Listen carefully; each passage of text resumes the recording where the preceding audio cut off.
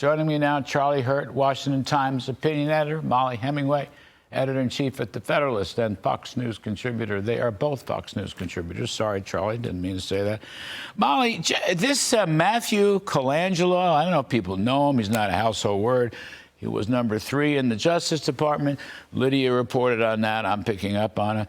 What's he doing with the lead? He's the lead prosecutor for not Alvin Bragg, but this guy Colangelo, who came up from Washington to argue this case for Bragg. What does this mean? Well, people already know that the Biden Department of Justice is going after President Trump with their federal cases, but they don't maybe realize how involved Biden, DOJ officials, and other top Democrats are in all of the other lawfare that's being run against the #1 Republican, whether that's here in New York or down in Atlanta. And so Matthew Colangelo is a great example of this. Was Merrick Garland's number 3 at the Department of Justice. That is a really good gig. It's something that people really want. It is frankly weird that he is up here in New York prosecuting this case and that someone of his caliber would be behind this.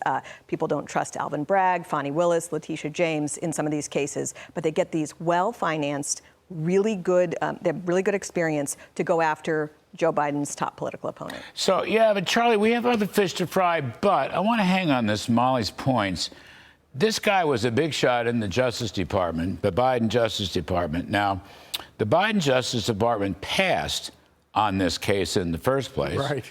Federal Election Commission passed. Actually, the local district attorney, the former Manhattan DA, Cy Vance, friend of mine, for what that's worth, he passed on it too. Bragg passed on it until finally he was pressured to do it. But can I connect the dots from Biden's White House / counsel / Justice Department to this lawsuit in New York City? Does that make any sense? I think without a doubt you can draw a connection to it. And it's, the fact that everybody passed on this case is proof that in law, as far as the law is concerned, there's no case here. The only, Democrat, they love to talk about how Donald Trump is a threat to democracy.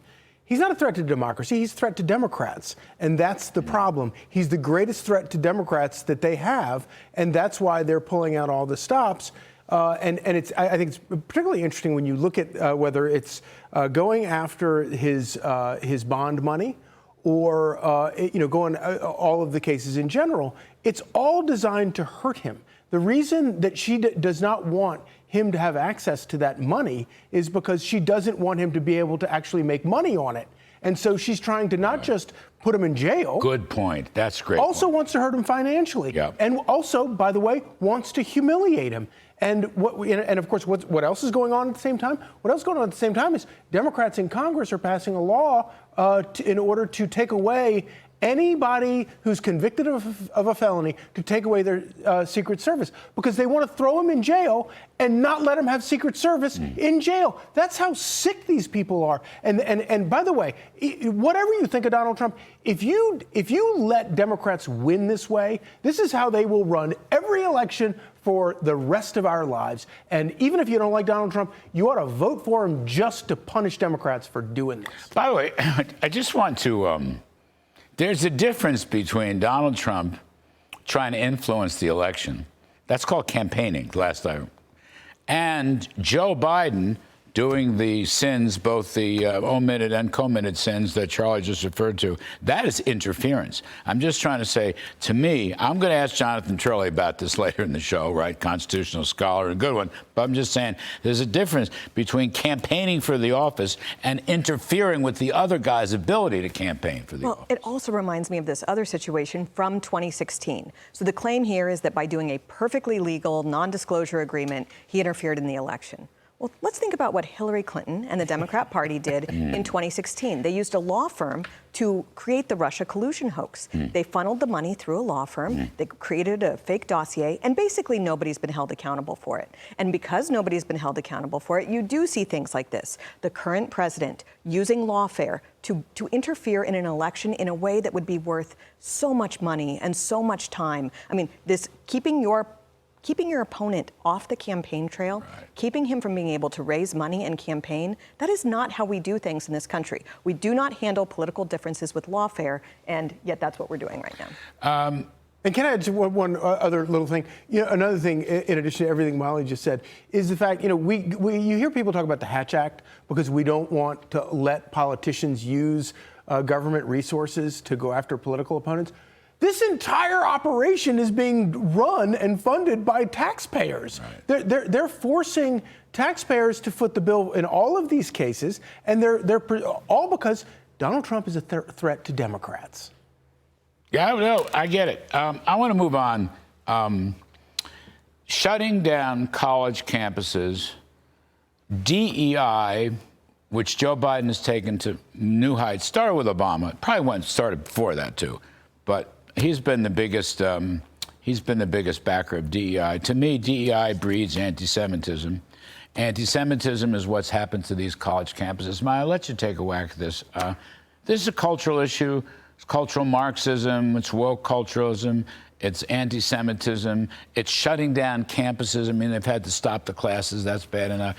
And I don't see Joe Biden's Justice Department doing what they ought to be doing, which is minimally an FBI investigation and maybe more. I don't see them lifting one finger so far. Tell me I'm wrong, but I don't see it. We haven't seen anything yet. Yesterday, we saw that the White House had an official statement saying that it was bad what was happening with these Jewish students. But this afternoon, President Biden came out and said there are good people on both sides of October 7th. He said that he's with the Jews, but Jewish students, but he's also with the people who support the October 7th attack. This is what, we were told Donald Trump did, which wasn't actually true. The media were hysterical about it. Right. But you were absolutely right. This is the natural result of DEI. When you teach people to say that your political opponents are racist, are bigoted, when you teach them that violence against these people is okay, it is not surprising that we are where we are now.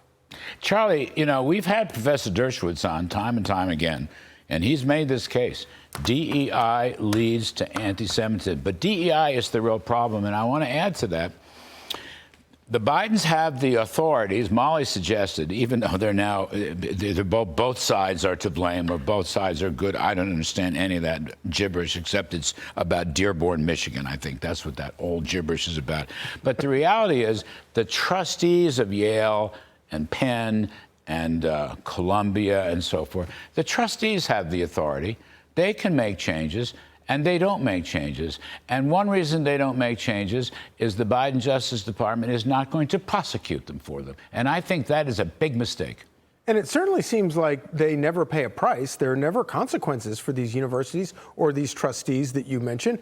They're the boards of directors. Yeah. They run the place. I mean, I want to say that. And they're responsible. And they're reading the headlines we're reading. They're seeing all the stories we're seeing. The idea that they do not take an active hand in this and do something about it. And maybe this will be different now. Maybe they will get punished. Maybe they'll be shamed out of the public square for condoning this stuff. But Mollie's exactly right. DEI, it teaches hatred, is what it does. It's a perfect extension of Democrats' identity politics. It's how they operate. You divide everybody by race, creed, religion, gender, whatever, and then pit them all against each other and get them all to hate each other, and then Democrats win elections. And that's what DEI does, and so we shouldn't be surprised. This is the end result of DEI, as well as identity politics, as well as just about everything the Democrats do. Hate crime is forcing shutdowns of universities. It's not just speech, free speech. You could make some free speech argument. I wouldn't make it myself, but I can see legally. But this is a crime. This is an action. Columbia had shut down their classes. From what I gather, Yale did the same thing. Berkeley, I don't know, maybe they have, maybe they haven't. This has to be prosecuted by the Justice Department. Where's the FBI coming in now and locking them down, taking witnesses, getting affidavits, et cetera, et cetera? That's what I don't get. But Columbia is also asking for help from the outside when they have so much power themselves. If they expelled students for destroying everyone else's educational experience, that would help. This is an institution that loved the BLM riots. It loved shutting everything down, and now they're asking for help from others. They have more power themselves than they're willing to use. I say it's 0 for 3. Yes. I'm saving the best for last. That's Earth Day. I'm going to let John Carney and Governor of North Dakota tear that apart. But anyway, Charlie Hurt, Mollie Hemingway, thank you ever so much. Great to see you, sir. Appreciate it.